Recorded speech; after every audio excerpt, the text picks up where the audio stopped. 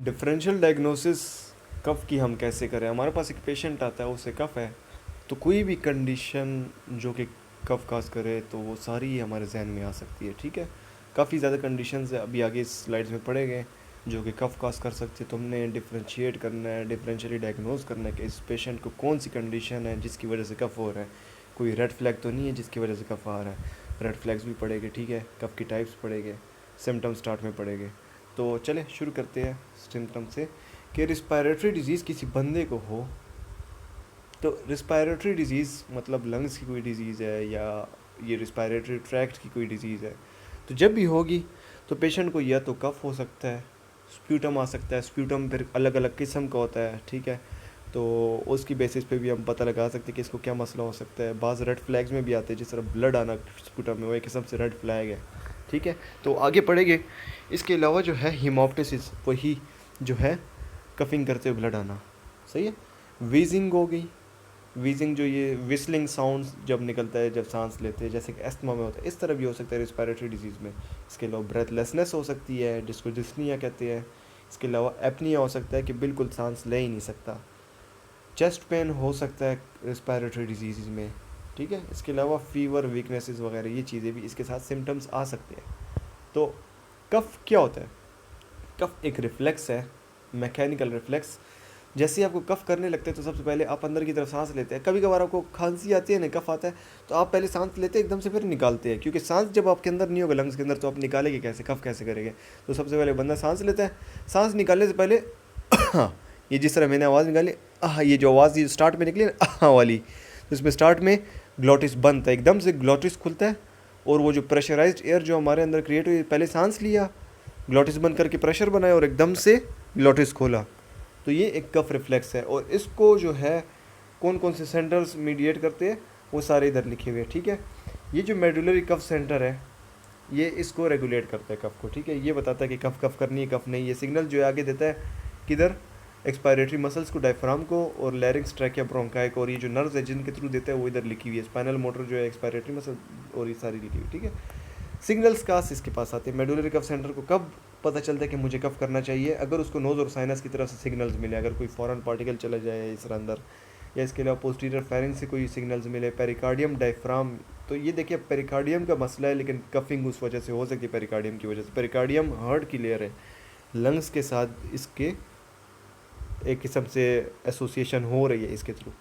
इसके अलावा डायफ्राम हो गया, उसकी वजह से फ्रेनिक नर्व के थ्रू सिग्नल जा सकते हैं। Ear canal, ear drum, trachea, bronchi, oesophagus भी याद रखें, इसकी हम लोग पढ़े कि गर्ड जिन लोगों को होता है उनको कफ होता है, इधर से सिग्नल्स जाते हैं मेडुला, और उधर से फिर ये कफ रिफ्लेक्स जनरेट होता है, ठीक है। इसके अलावा स्टमक और प्लूरा, तो ये डिफरेंट जगह जिधर से सिग्नल्स जाते हैं और कफ जनरेट हो सकता है, तो ये कफ रिफ्लेक्स है। और सबसे पहले जब आपने एग्जामिनेशन करनी है, हिस्ट्री और फिजिकल एग्जामिनेशन, तो सबसे पहले अपने जहन में ये रखना है कि कोई अलार्मिंग फीचर तो नहीं आ रहा, कोई रेड फ्लैग तो नहीं आ रहा आपके सामने कि जिसको आपने देखना है। इसके अलावा ड्यूरेशन ऑफ कफ और ये चीज़ें देखनी है, ठीक है। अब देखते हैं कफ की टाइप्स।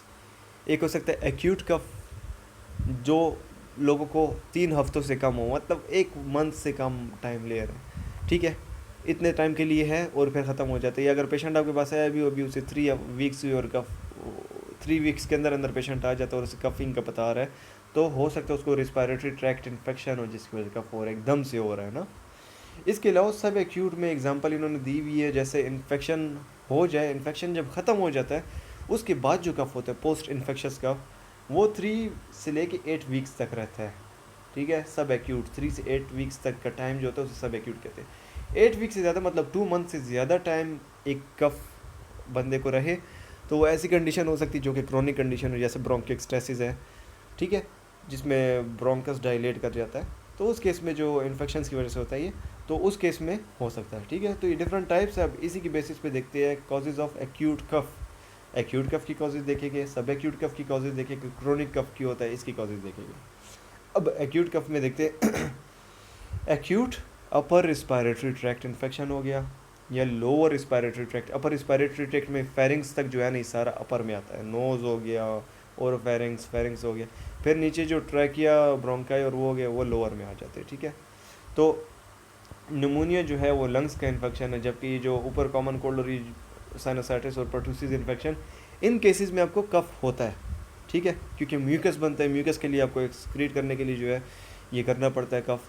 इसके अलावा कोई फॉरेन पार्टिकल ये सारा बॉडी होती है उसके बस रिफ्लेक्स जनरेट होता है, ठीक है, सिग्नल जाते हैं मेडुलरी कफ सेंटर को। इसके अलावा एस्मा हो गया, पल्मोनरी डिजीज़ हो गया, उसकी वजह से आपको कफ हो सकता है एक्यूट कफ, ठीक है। एक्यूट एक्सेसरबेशन क्रोनिक कंडीशन है, लेकिन वो एकदम से ज़्यादा होगी तो एकदम से बंदा कफ करना शुरू हो जाता है, फिर वो कुछ टाइम के लिए ठीक हो जाता है बंदा, फिर से कफ करना शुरू हो जाता है, एक्यूट कफ होता है ये। एलर्जिक राइनाइटिस ठीक हो गया, एलर्जी, एलर्जी किसी चीज़ की वजह से भी हो सकता है। और इसके अलावा जो है एल्डरली पेशेंट्स में जो है कफ एक्यूट कफ एकदम से उनको कफ शुरू हो जाता है, किस वजह से शुरू हो सकता है? अगर उनको लेफ्ट वेंट्रिकुलर फेलियर हो, बूढ़े लोगों में left ventricular failure, heart failure जो है ना एज के साथ डिपेंडेंट है ना, ज़्यादातर एज के साथ होता है। तो एज ज़्यादा हो जाए, उनको वेंट्रिकुलर फेलियर हो, तो जिसकी वजह से जब लेफ्ट वेंट्रिकल पंप नहीं करेगा ब्लड बॉडी को, तो लेफ्ट वेंट्रिकल से ब्लड आगे नहीं जा रहा, और राइट वेंट्रिकल से ब्लड लंग्स की तरफ जाता है, और लंग्स से आगे की तरफ जब रास्ता नहीं है लेफ्ट वेंट्रिकल की तरफ, तो लंग्स में ब्लड की कंजेशन होगी, तो उस वजह से कफ हो सकता है, एडिमा की वजह से हो सकता है। इसके अलावा एस्पायरेशन जो होता है, इसकी वजह से भी बूढ़े लोगों में जो है ना इतना वो अच्छी तरीके से पेरिस्टालसिस और वो सब कुछ नहीं होता, तो उस वजह एस्पायरेशन हो सकती है, कोई सांस की नाली में कोई चीज़ चली जाए, एयरवे में चली जाए, तो उस वजह से कफ करते एकदम से एक्यूट कफ। 3 वीक से कम टाइम के लिए कॉजेज है, ठीक है। सब एक्यूट मतलब कि 3 to 8 वीक्स के लिए बंदे को कफ रहे, तो किस केस में हो सकता है? या अपर या respiratory tract, lower respiratory tract का इन्फेक्शन ख़त्म हो जाए, उसके बाद जो लोगों को कफ होता है। इसके अलावा एस इनहिबिटर की मेडिकेशंस की वजह से कफ होता है, ठीक है। तो कॉमन कॉजेज ऑफ क्रोनिक कफ।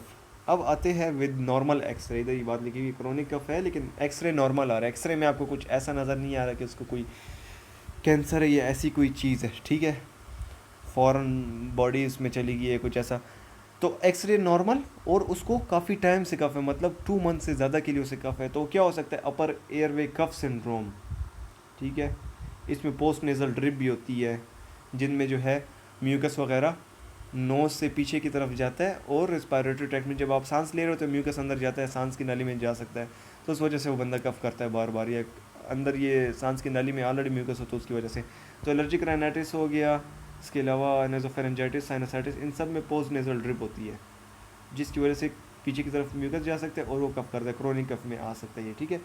इसके अलावा ब्रोंकियल एस्थमा, एस्थमा एक क्रोनिक कंडीशन है, उसके एक्यूट एक्सेसरबेशन में अगर कफ आपको एकदम से शुरू हो जाए तो वो एक्यूट कफ में आता है, और प्रोलॉन्ग टाइम के लिए बात लोगों को कफ रहता है एस्थमा में, तो वो क्रोनिक कफ है। इसके अलावा GERD गर्ड, ठीक है, गैस्ट्रो एसोफेगियल रिफ्लक्स डिजीज़, जिसमें जो है स्टमक से एसिड ऊपर की तरफ आता है एसोफेगस की तरफ, तो उसकी वजह से बंदे को कफ होता है। जैसे कि मैंने पीछे सेंसेशंस बताई थी, एसोफेगस से जाती है, स्टमक से जाती है, तो उस वजह से हो सकता है। पेशेंट्स ऑक्यूपेशन और हैबिट्स, इसकी वजह से कफ होता है बंदे को। 25% ऑफ स्मोकर्स को स्मोकर्स कफ होता है, जो कि क्रोनिक कफ होता है उनको। हैवी एक्सपोजर टू पोल्यूटेंट्स या डस्ट की वजह से जो है एक्सपोजर उनके ऑक्यूपेशन में भी इस तरह हो सकता है, तो जिस वजह से उनको क्रोनिक कफ हो जाता है, ठीक है। अगर उनको क्रोनिक कफ है लेकिन इनमें से एक काज भी मालूम नहीं हो रही, ना उनको एस्थमा है ना ऐसा कोई क्रोनिक कंडीशन है, लेकिन उनको काफ़ी टाइम से कफ है, तो हमने क्या क्या चीज़ें जहन में रख सकते हैं कि उनको हो सकता है कैंसर हो जिस वजह से वो कफ कर रहे हो सकता है मेडिकेशन वो ले रहे हो एस इनहिबिटर्स, एस इनहिबिटर्स से सब एक्यूट भी हो तो क्रोनिक स्टेज में भी जा सकता है, कफ हो काफ़ी टाइम के लिए हो सकता है। क्रोनिक इन्फेक्शन हो, ये अपने जहन में रखना है, पेरेन्काइमल लंग डिजीज़ या इम्यूनो सप्रेशन HIV की वजह से भी कफ हो सकता है, तो ये चीज़ें अपने जहन में रखनी है। जब आपके पास काज मालूम नहीं हो रही तो आप जहन में ये बात रख ले कि अगर उसे 2 मंथ से ज़्यादा कफ है। अच्छा, इसके अलावा जो है ये बताया हुआ है, अब आपके पास पेशेंट आया है क्रोनिक कफ का, तो आप देखोगे कि उसको कौन सी कंडीशन ज़्यादा कॉमन है, वो आपके जहन में डायरेक्ट आएगी ना। लेट्स सपोज 2 मंथ्स के बाद एक बंदा आया कहता है मुझे 2 मंथ से कफ है, ठीक है, तो आपके जहन में सबसे पहले क्या आना चाहिए? पोस्ट नेज़ल ड्रिप, ये जो इधर ही सारी पढ़ी हमने कंडीशंस, ये उसके हमारे जहन में आना चाहिए, क्योंकि ये बहुत कॉमन है। 41% ऑफ क्रोनिक कफ पेशेंट्स में जो है ये कंडीशन होती है। एस्मा 24% लोगों में होती है, गर्ड जो है 21% क्रोनिक कफ पेशेंट्स में होती है। क्रोनिक ब्रोंकाइटिस जो होता है, COPD chronic obstructive pulmonary disease, asthma आ जाता है, ब्रोंकाइटिस आ जाता है, एम्फाइजमा आ जाता है, तो वो जिन बंदों को, उनमें 5% लोगों को कफ होता है, ठीक है। 4% लोग ऐसे आते हैं ब्रोंकिक्टाइसिस वाले, ठीक है। 2% से कम लोगों को लंग कैंसर होता है जो कफ क्रोनिक कफ के साथ आते हैं, ठीक है। इसके अलावा एस इनहिबिटर से देखिए कितनी ज़्यादा परसेंटेज है इसकी, एस इनहिबिटर्स या बीटा ब्लॉकर्स की वजह से 5 से 25% लोग आते हैं। इडियोपैथिक या साइकोलॉजिकल कफ भी हो सकता है, सही है। अच्छा, अभी हमने क्या पढ़ा, ड्यूरेशन की बेसिस पे कि कितने ड्यूरेशन के लिए उसका हफ्ता है, उसकी बेसिस पे आपके जहन में क्या कंडीशंस आ सकती है। आपके पास एक पेशेंट है, इतनी ड्यूरेशन से पता है, तो आपके जहन में सारी कंडीशंस आ सकती है। तो आपने फिर सवालात पूछने होंगे, वो आगे आएंगे क्वेश्चंस इसके बाद आएंगे, ठीक है। तो क्वेश्चंस आप पूछे तो आपके जहन में आ जाएगा कि अच्छा इसको ये कंडीशन हो सकती है, ये हो सकती है। डिफरेंशियली इस तरह डायग्नोज आप कर सकते हो कफ की। अब बता रहा है फेरिंग्स में अगर कोई मसला है जिसकी वजह से कफ हो रहा है, लैरिंग्स में अगर कोई मसला है, ट्रैकिया में कोई मसला है या अदर कोई मसला है, तो उसकी बेसिस पे आपको कफ हो सकता है। अगर फेरिंग्स में क्या मसला हो सकता है, फेरिंग्स में पोस्ट नेजल ड्रिप जैसे राइनाइटिस हो गया, ये और हो गया, जिसकी वजह से म्यूकस जो है फेरिंग्स के थ्रू जाता है पीछे की तरफ, तो उसकी वजह से कफ होता है, ताकि एयरवे ट्रैक्ट से म्यूकस हटा रहे, उसकी तरफ ना जाए। पोस्ट नेजल ड्रिप हो गया, और इसकी नेचर क्या होती है, परसिस्टेंट होता है, मतलब हर वक्त उसको होता है, कफ हर वक्त वो कर रहा होता है। जब म्यूकस बार बार पीछे जा रहा होता है, क्योंकि राइनाइटिस से बार बार म्यूकस बन रहा है, तो बार बार वो कफिंग करता है। अगर लैरिंग्स में देखें, लैरिंग्स में लैरिंजाइटिस हो सकता है, ट्यूमर हो सकता है, वोपिंग कफ और क्रूप भी कफ की एक वो है, ठीक है। तो इस केस में जो है वो कैसा कफ करेगा, हार्श बार्किंग पेनफुल उसे कफ होगा, क्योंकि देखिए लैरिंजाइटिस या ट्यूमर या ऐसा कुछ है, थोड़ी सी टाइट जगह उस जगह से इतना हो रहा है। इसके अलावा जो है स्ट्राइडर्स ट्यूमर्स अगर बने हो तो आवाज़ जब निकलेगी तंग जगह से, तो स्ट्राइडर्स की तरह आवाज़ निकलेगी, ठीक है। इसके अलावा ट्रैकिया में देखिए, ट्रैकिया में क्या मसले हो सकते हैं जिसकी वजह कफ आ सकता है, ट्रैकियाइटिस हो सकता है, ब्रोंकाइटिस हो सकता है, एस्मा, कार्सिनोमा, निमोनिया, ये सारी कंडीशन। जैसे ट्रैकियाइटिस में पेनफुल होता है, ब्रोंकाइटिस में ड्राई प्रोडक्टिव, इन दोनों में से कोई भी हो सकता है, वर्स इन मॉर्निंग होता है। अच्छा, एस्मा में जो है साथ एलर्जेंस भी आपको जो है ना, एक्सपोजर टू एलर्जेंस या वर्स एट नाइट हो सकता है। ब्रोंकियल कार्सिनोमा परसिस्टेंट कफ होता है कार्सिनोमा में, ठीक है, क्योंकि और साथ ही साथ इसमें एक और बात याद रखें, हिमोप्टिसिस भी हो सकती है। आपके पास एक बंदा आ रहा है, उसे परसिस्टेंट कफ है, पता आ रहा है कि मुझे 2 मंथ से ज़्यादा हो रहा है, और वक्त के साथ साथ ज़्यादा हो रहा है ये कफ मुझे, और ब्लड भी आ रहा है मेरे कफिंग में, तो आपके जहन में ये बात आनी चाहिए कि हो सकता है उसे कैंसर हो, साथ कैंसर के साथ और भी एसोसिएटेड सिम्टम्स होंगे। तो वो क्वेश्चन हम लोग आगे पूछेंगे तो उसे हमें पता चलेगा ब्रोंकियल कार्सिनोमा हो सकता है कि नहीं। न्यूमोनिया ड्राई इनिशियली, बाद में जब इन्फेक्शन सिवियर स्टेज में जाता है तो प्रोडक्टिव हो जाता है। ब्रोंकिएक्सटेसिस जिसमें वाइडनिंग हो जाती है एयरवेज के इन्फेक्शन की वजह से, तो प्रोडक्टिव हो सकता है। परुलेंट भी हो सकता है अगर इन्फेक्शन उसमें हुआ, और worse when lying down, oedema की वजह से भी जो है ना लाइंग डाउन में वर्स हो सकता है। ऑफन एट नाइट ही ज़्यादातर एडीमा होता है, ठीक है। और प्रोडक्टिव या पिंक फ्रोथी स्प्यूटम हो सकता है इसमें, ठीक है, झाग झाग सी होती है पिंक कलर की स्प्यूटम में। अच्छा इसके अलावा पल्मोनरी ट्यूबरकुलोसिस में डिफरेंट टाइप की आपको मिलेगा, नेचर मिलेगी, associated with fevers and loss, weight loss, ठीक है, फीवर और वेट लॉस के साथ ट्यूबरकुलोसिस हो सकता है। इंटरस्टिशियल फाइब्रोसिस एक किस्म से फाइब्रोटिक हो जाती है लंग्स, रिस्ट्रिक्टिव लंग डिजीज़ एक किस्म से, ठीक है। तो इसमें ड्राई इरिटेंट और डिस्ट्रेसिंग किस्म का कफ होता है। अगर ड्रग की वजह से हो रहा है तो ड्राई होगा, ये बात याद रखनी है, ठीक है। इंटरव्यू फ्रेमवर्क में अब एक पेशेंट आपके पास आ गया, आपको सारा अब रिव्यू तो मिल गया ना कि किस किस किस्म का कफ हो सकता है। पेशेंट अगर इतनी ड्यूरेशन के साथ आए या इस तरह की कफ के साथ आया तो आपको पता चल सकता है। तो अब आपके पास एक पेशेंट आ गया कफ के साथ, तो आप उसे क्या क्या सवाल पूछेंगे। आपने सबसे पहले क्या करना है, रिव्यू ऑफ सिस्टम्स करने हैं। रिव्यू ऑफ सिस्टम्स जैसे पहली वीडियो में मैंने बताया था, रिव्यू फर्स्ट वीडियो जब मैंने डीडी की बनाई है उसमें मैंने बताया कि रिव्यू ऑफ सिस्टम किसे कहते हैं, जब आप डिफरेंट बॉडी के सिस्टम्स है, जैसे कार्डियोवास्कुलर हो गया, कार्डियोपल्मोनरी हो गया, रीनल सिस्टम, लिवर हो गया, इस तरह के सिस्टम तो जब आप पढ़ते हैं तो उसको कहते हैं रिव्यू ऑफ सिस्टम्स, ठीक है। इनको देखना है कि इनमें तो कोई कंडीशन नहीं है, कोई मसला तो नहीं है। डाइजेस्टिव ट्रैक्ट भी एक सिस्टम है, जीआईटी जैसा हो गया। अच्छा, इसके अलावा उनसे आपने पूछना है स्मोकिंग और इन्वायरमेंटल एक्सपोजर तो किसी चीज़ को नहीं है, इसके थ्रू भी आपको पता चल सकता है। हो सकता है स्मोकिंग की वजह से हुआ है, तो स्मोकिंग की वजह से कौन सा होता है, स्मोकर्स कफ। स्मोकर्स के साथ और साथ उनको कंडीशन सीओपीडी हो सकता है, ठीक है, और भी कंडीशंस आपके जहन में आ सकती है। इसके अलावा इन्वायरमेंटल एक्सपोजर जैसे पीछे वो ड्रग्स, वो केमिकल्स के नेम्स थे। इसके अलावा प्रायर और करंट मेडिकेशंस को भी आपने जहन में रखना है। उसे मेडिकेशंस का पूछ ले कि आप एस इनहिबिटर या बीटा ब्लॉकर तो नहीं इस्तेमाल कर रहे हैं, पहले कभी इस्तेमाल किए कि नहीं, ठीक है। पास्ट मेडिकल हिस्ट्री में सब कुछ आप ये पूछ लें उनसे कि उनको कोई मसला तो नहीं, स्फेगल डिजीज़, ट्यूबरकुलोसिस, इन चीज़ों को कहीं एक्सपोजर तो नहीं हो, एस्मा तो नहीं था उनको, या कोई एलर्जी तो नहीं थी। तो आपको पता चल जाएगा कि हाँ हो सकता है इससे एस्मा था, तो हो सकता है एस्मा हुआ। अभी कफ कैरेक्टरिस्टिक आप उसे पूछिए कि कितनी देर के लिए होता है ऑनसेट, मतलब कब शुरू हुआ है, ड्यूरेशन कितनी देर के लिए, कब कब होता है, हर वक्त होता है, परसिस्टेंट होता है, कभी कभार होता है, साथ और कोई सिम्टम्स तो नहीं आते, जैसे कि अब हिमोप्टोसिस हो रहा है, ब्लड आ रहा है, प्रेसिपिटेटिंग जैसे कि नाइट के वक्त ज़्यादा हो जाना कफ, तो एकदम से प्रेसिपिटेट कर रहा है वो नाइट के वक्त, लाइंग डाउन के ज़्यादा हो जाना, तो ये एलिविएटिंग फैक्टर्स ये भी आप पूछ लो उसे। और फ्रिक्वेंसी और टाइम, क्या पहले से ज़्यादा होता जा रहा है आपको कफ, पहले आपको लेट सपोज अगर दिन में 10 बार कफ कर लिया, बाद में आपको हो सकता है ज़्यादा हो जाए, तो ये चीज़ उनसे पूछे। रेड फ्लैग्स कब होगे?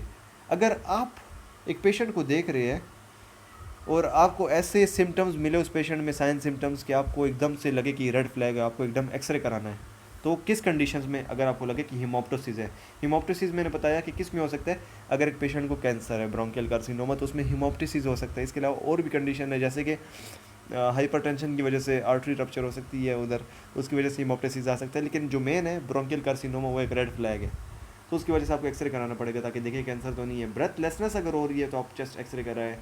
फीवर अगर है, चेस्ट पेन है, वेट लॉस है कफ के साथ, ये सब चीज़ें अगर कफ के साथ आपको हो रही है तो आपको रेड फ्लैग है, ये किस्म से आपने डायरेक्ट एक्सरे कराना है, ठीक है। अब अलार्मिंग सिम्टम्स इन्होंने फिर से बताए हुए हैं। कफ अगर हीमोप्टोसिस के साथ हो तो कौन सी सीरियस कंडीशन हो सकती है, या कौन सी मतलब थोड़ी बहुत बिनाइन कॉज इसकी हो सकती है जिसकी वजह से ये हो सकता है। तो कफ विद हीमोप्टोसिस अगर है, ब्लड आ रहा है कफ में, तो यह तो लंग कैंसर हो सकता है। ट्यूबरक्लोसिस में भी ब्लड आ सकता है कफ के साथ, पल्मोनरी एम्बोलिज्म में ब्लड आ सकता है कफ के साथ, और न्यूमोनिया में भी ब्लड आ सकता है कफ के साथ। ये जो है ना सीरियस कंडीशंस हैं। इसके अलावा और कौन सी कंडीशन जो कि जिसमें ब्लड आ सकता है कफ के साथ, वो ये लिखी हुई ब्रोंकिक्टाइसिस और वायरल और ये ब्रोंकाइटिस वगैरह, ठीक है, COPD, इसमें ब्लड आ सकता है, लेकिन ये इतनी ख़तरनाक कंडीशंस नहीं जैसी ही है, सही है। इसके अलावा अगर फीवर, परलेंट स्प्यूटम या प्रोडक्शन है, ठीक है, कफ के साथ क्या है, फीवर है और परविलेंट स्प्यूटम है, मतलब पस वाला स्प्यूटम है वाइट कलर का, तो न्यूमोनिया एक सीरियस कंडीशन है, लंग एब्सेस, इसको ध्यान में रखना। इसके अलावा एक्यूट साइनसाइटिस में भी इस तरह हो सकता है, ये कफ के साथ फीवर और प्यूरेंट स्प्यूटम हो सकता है। Cough with wheezing and shortness of breath, asthma एक खतरनाक कंडीशन है। COPD एक्सरबेशन, हार्ट फेलियर, अब ये हार्ट फेलियर जो है ज़्यादा खतरनाक है। एक्यूट ब्रोंकाइटिस में भी जो है ना वीजिंग हो सकती है, आपको शॉर्टनेस ऑफ ब्रेथ हो सकती है। चेस्ट पेन के साथ अगर कफ है तो आपके जहन में डायरेक्ट एंजाइना आना चाहिए। इसके अलावा पल्मोनरी एम्बोलिज्म में भी चेस्ट पेन हो सकता है, ठीक है, और साथ ही साथ कफ के साथ होता है। COPD एक्सरबेशन में भी कफ के साथ चेस्ट पेन हो सकता है। अच्छा, एक्सेसिव क्रॉनिक स्प्यूटम प्रोडक्शन, अगर आपको एक कफ है और काफ़ी टाइम से कफ है और साथ ही स्प्यूटम भी काफ़ी टाइम से बनता है, तो कौन सी ऐसी कंडीशन जो कि अलार्मिंग है, जैसे कि ब्रोंकिएक्सटेसिस हो गया, या काफ़ी टाइम से लंग एब्सेस है या लंग कैंसर है, तो उसमें स्प्यूटम प्रोडक्शन भी ज़्यादा हो सकती है। इसके अलावा ब्रोंकाइटिस हो गया, साइनसाइटिस, ऐसी कंडीशन है क्रॉनिक वाली जो कि इतनी सवेयर सीरियस नहीं है, लेकिन इसमें भी स्प्यूटम प्रोडक्शन एक्सेसिव होती है कफ के साथ। इस तरह अनइंटेंशन वेट लॉस हो रहा है, एक बंदे को कफ है काफ़ी टाइम से और साथ वेट लॉस हो रहा है, तो लंग कैंसर हो सकता है। ट्यूबरक्लोसिस हो सकता है जिसमें वेट लॉस और नाइट स्वेट्स होते हैं या फीवर होता है। इसके अलावा एब्सेस, इसमें भी वेट लॉस हो सकता है। इसके अलावा COPD में भी वेट लॉस हो सकता है कफ के साथ, तो ये सीरियस, इतनी सीरियस नहीं है जबकि सीरियस कंडीशन है।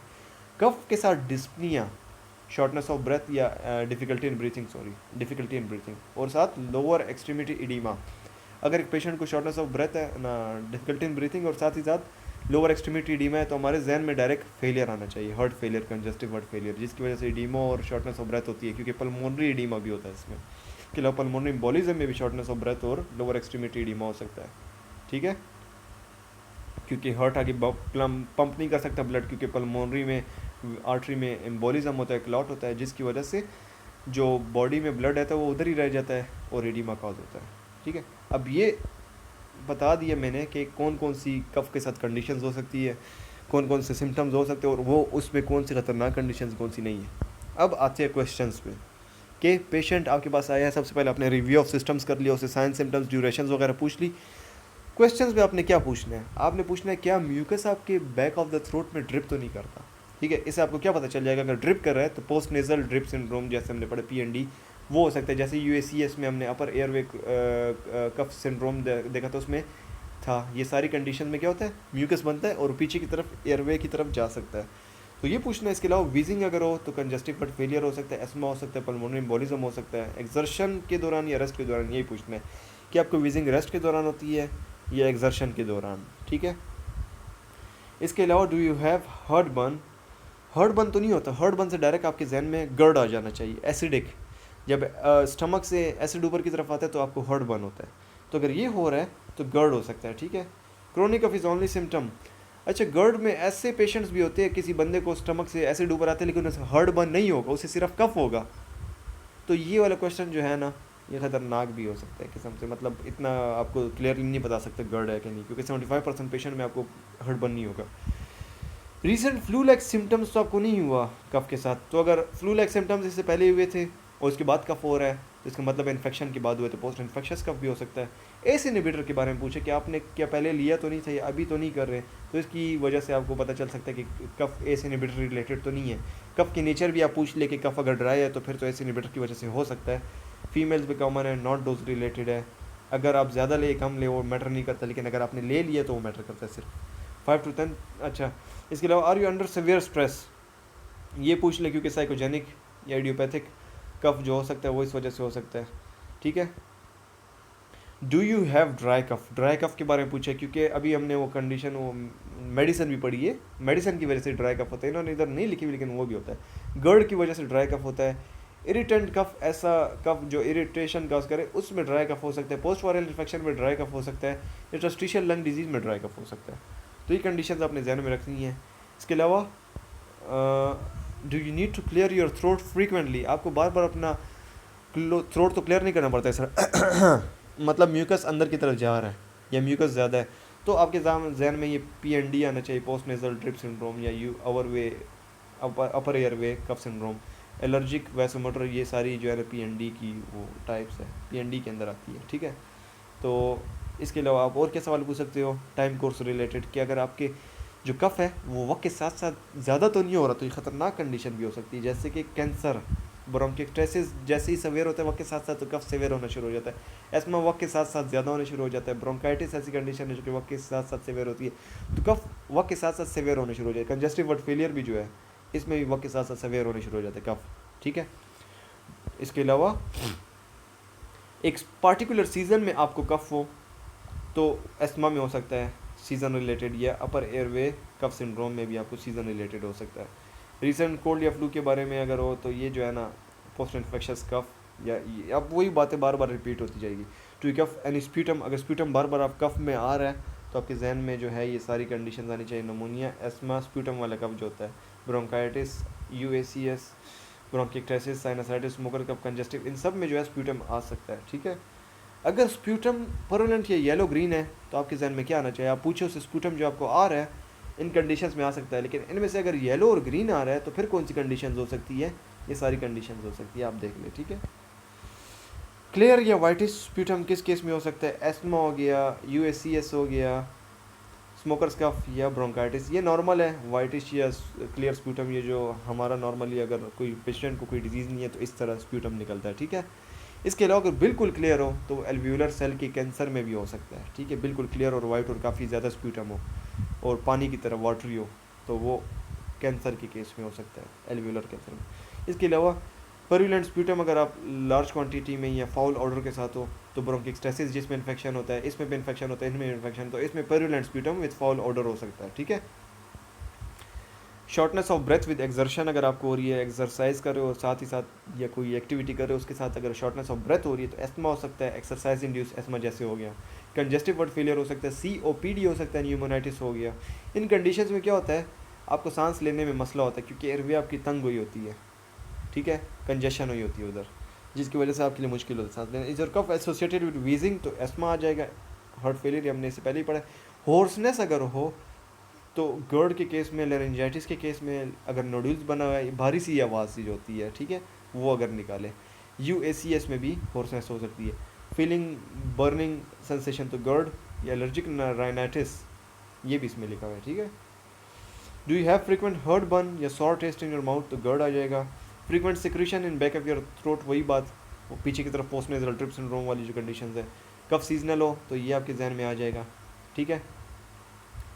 इसके अलावा halitosis, bad breath, chronic sinusitis के केस में इस तरह होता है। अगर साइनसिस इन्वॉल्व है, उसमें पेन साथ हो रहा है कफ के साथ, तो आपके जहन में यह आ जाएगा कि क्रोनिक साइनसाइटिस हो सकता है, क्रोनिक पेन है। ठीक है। इसके अलावा फिर जो है अगर आप एक पिलो या 2 पिलो नीचे रख के सोते हैं, क्योंकि अगर आप सीधा लेटे तो आपके एकदम से सांस में मसला आता है, तो किस केस में हो सकता है, कंजेस्टिव हार्ट फेलियर में जिसमें एडीमा होता है, जैसे ही लेटते हैं आपको एडीमा ज़्यादा हो जाता है जिसकी वजह से सांस नहीं ले सकते आप। ठीक है।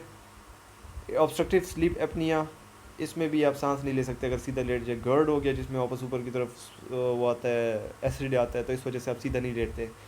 इसके अलावा COPD, ठीक है, तो ये सारी कंडीशंस हैं। जो आप ये सवाल पूछे कि आपके पास आखिर में कंडीशन आ जाएगी, आपको पता चल जाएगा कि रूल आउट सारी कंडीशंस को आप कर लेंगे और आपको पता चल जाएगा कि इसको ये कंडीशन हो सकती है।